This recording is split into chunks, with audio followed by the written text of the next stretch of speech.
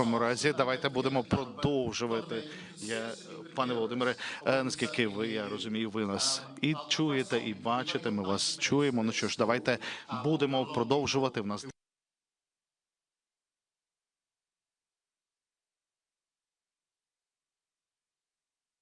90 хвилин агресії протягом 4 років. І, звичайно, ми хотіли б віддати належне вашому лідерству, стійкості українців, як тих, хто перебуває на передовій, так і цивільного населення, яке робить все можливе кожного дня для того, щоб підтримати цінності демократії та свободи, які так важливі для нас. Перед початком дозвольте мені нагадати, будь ласка, не вмикайте мікрофон, якщо ви не виступаєте. Ми маємо сьогодні відкриту лінію, тобто ми часто проводимо подібні заходи, але є певні аспекти з точки зору конфіденційності і сенситивності тих військових планів, про які ми не хотіли б говорити з огляду на відкриту лінію. Знову ж таки, маємо 90 хвилин, маємо багато виступаючих, тож я хотів би попросити вас, щоб ви коротко висловлювали свої виступи. І на початку я хотів би подумати, що ми зосередились на 4 темах. По-перше, це, безумовно, 4 роки з початку конфлікту. По-друге, нам треба змістити наратив, що Путін не говорив, чи там його люди не говорили, Росія не виграє. Ми повинні змістити наратив в цей бік із силою та рішучістю. І для того, щоб підкреслити цей момент протягом останніх року, Росія with greater force and determination. And just to underscore that point, in the last year, Russia has suffered 500,000 casualties to gain and occupy less than 1% extra of Ukrainian territory. That is not a country that 4 years into a conflict is winning. And it's always worth reminding ourselves that we were all briefed, and I'm sure you all were, 4 years ago today, that this conflict would be over very briefly, and there was no doubt that Russia would win in a very short period of time. Here we are, 4 years down the line. I mean, in the last year, less than 1% gain by Russia at the cost of 500,000 lives. In recent weeks, Ukraine has shown that even the modest gains are not irreversible. Successful counterattacks have taken back a large amount of territory, inflicted significant losses on Russia in the process. And going from the sort of front line to the economy, last month, Russian oil revenues fell to their lowest level since July 2020. So worth bearing in mind as we shift the narrative. Its deficit is 5 times higher than projected. And that is the narrative that we all need to get across to the world. Russia is not winning. Second, we need to increase pressure on Russia and its war economy.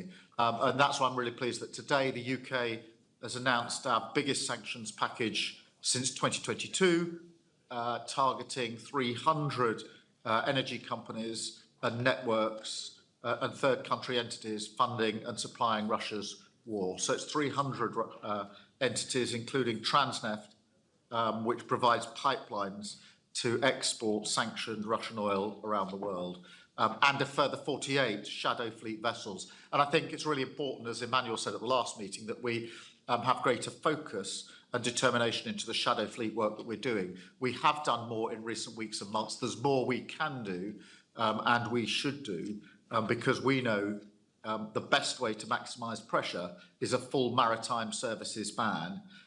Russia depends on Europe for 25% of its oil insurance and services. So depriving Moscow of that would take 1 million barrels a day of oil, Russian oil, off the market. So there are things that we can do, that we are doing, and we need to simply go further and faster.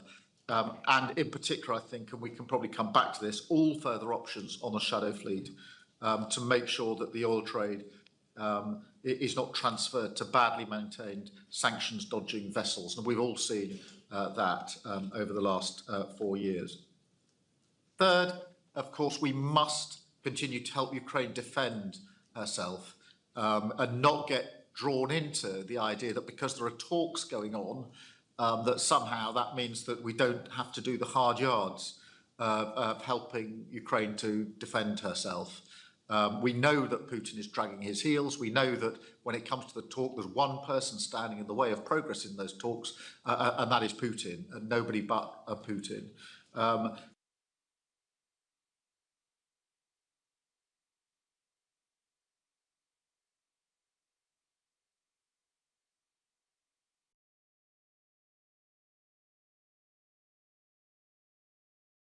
So to access and be part of the loan scheme to help Ukraine get what it needs. And of course, Vladimir will say it in a moment, and when he said it, Mark will say it as well, air defence to protect citizens is absolutely paramount. And thank you to all colleagues who've been helping in that endeavour. And that's why we in the UK announced £500 million more UK air defence support last week, including through Pearl.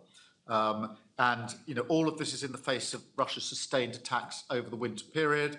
It'll be really good if you recall Ursula and Antonio were going to look at coordinating the work that we all need to do in relation to Ukraine's energy system. So hopefully we're making real progress there.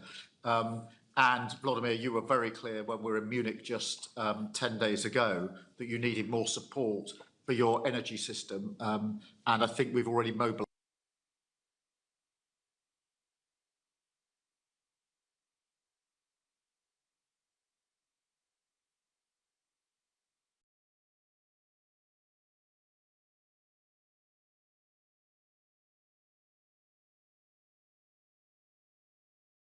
a considerable number of generators in recent weeks and in our discussions and the support that we put in. And equally that international borders cannot be changed by force is a principle we've adhered to in this group very strongly and rightly so.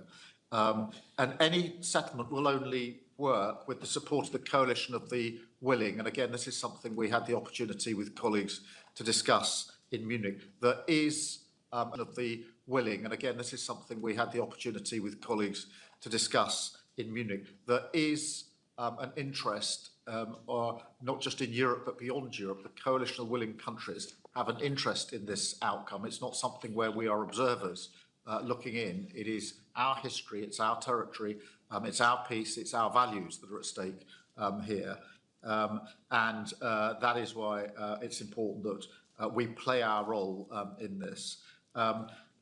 So that's all really from me by way of opening. I'm going to go to you first, Volodymyr, if I may, in Kyiv, and then Emmanuel, I'll come to you. But Volodymyr first, if I may.